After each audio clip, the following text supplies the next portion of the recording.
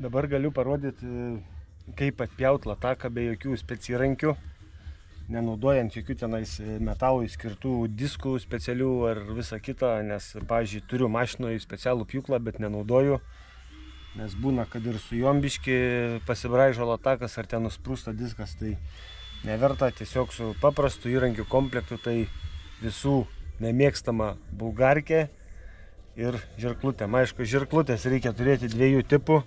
Tai kairė dešinė, aš naudoju tokias mažas, čia yra kairė, toj parodysiu dešinę,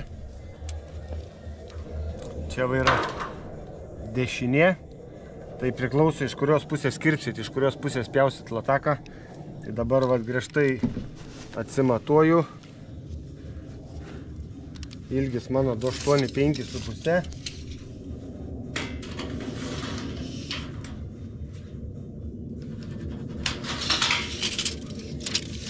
Kad tiksliai žymėti, naudosiu tokią jungtį, kad nereiktų man čia daug kartų matuoti. Tai tiesiog prisidedu štai tokią jungtį.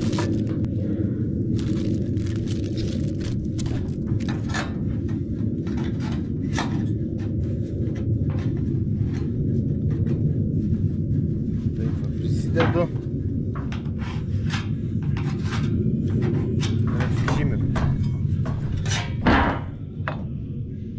Tada pjaunu su bulgarkė.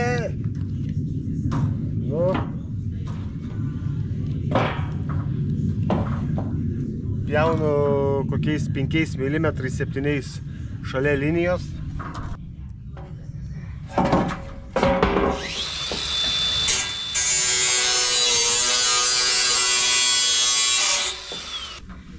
Na va, atsipjauju su bulgarkė. Dabar, matot, čia yra mano linija, mano reikalingas ilgis, o čia yra pjautas su bulgarkė, tai yra padeginti dažai, gruntas, bet padeginti toliau, tai dabar pasimsiu žirklutes. Tai va, tai dabar kam reikalingos dvi kryptis žirklių, tai dabar kirpsiu su šitom, jeigu pjaučiau lataką iš anos pusės, man būtų reikalingos šitas. Tai dabar va, imu, tiesiog ir perkirpu.